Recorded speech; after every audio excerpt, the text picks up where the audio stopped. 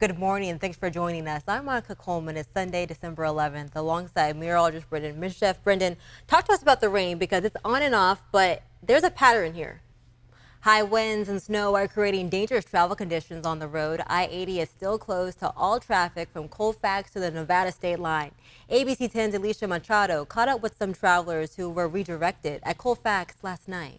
You got to pack your patience and an umbrella if you plan to be on the roads today. A number of events already have been canceled for this weekend as the storm hits. This weekend's cancellations span from the foothills high into the Sierra.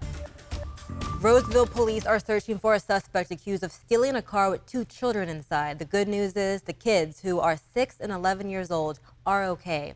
ABC 10's Luke Clary spoke to Roseville police about their investigation and what they want parents to know this morning. We have new information on a massive explosion that displaced families from an apartment complex Friday night in Stockton.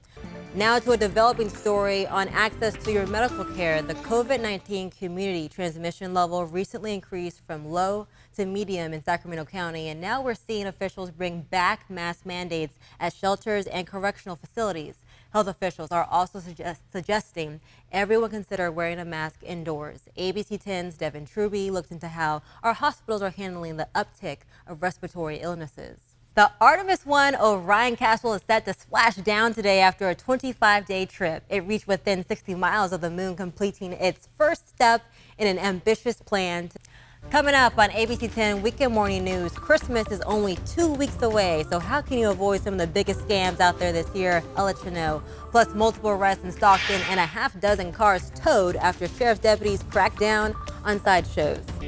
The clock reads 9:15. Let's verify. We're getting closer to Santa coming down that chimney, but first, you'll have to avoid the Grinches that are trying to steal Christmas. They're also called scammers. Brandon Lewis from our National Verified team tells us how to avoid some of the biggest scams that are out there this time of year.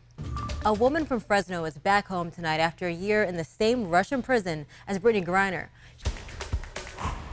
Our high school football state championships took center stage on Saturday night, and we had some really thrilling games. ABC 10's Kevin John is standing by with a recap of all that action.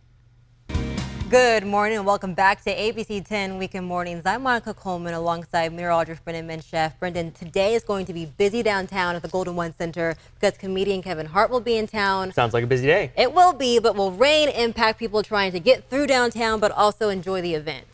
Let's go ahead and bring in my friend, Brendan Minchef. Brendan, the rain has been funny, and I say that because it was on at 3 o'clock, off around 4, back on at 5. So what can we expect throughout the rest of the day? Yeah. The Sacramento Fire Department had to help several people get out of their cars after power lines fell on or near them on Saturday. Okay, and back here locally with all the weather, this is a reminder that cold and flu season is upon us. Over-the-counter children's cold and flu medicine is especially hard to find in some areas.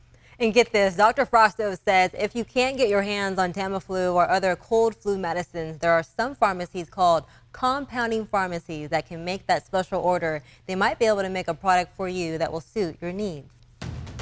It's 9:46. It's time for the Rhino Report. California schools could be required to have Narcan on school properties to help save a student from a fentanyl overdose. The California Department of Public Health says last year, fentanyl killed more than 200 teenagers ages 15 to 19. ABC 10 political reporter Morgan Reiner talked with school districts, many of which are already carrying Narcan.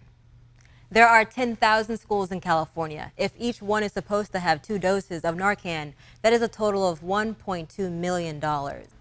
A mom and tamale vendor robbed at gunpoint. It happened recently in Stockton. She lost all the money she made on that day, but now the community is rallying together to create a so-called buyout of all of her tamales. As ABC 10's Kurt Rivera shows us, she is calling the community an angel God sent her.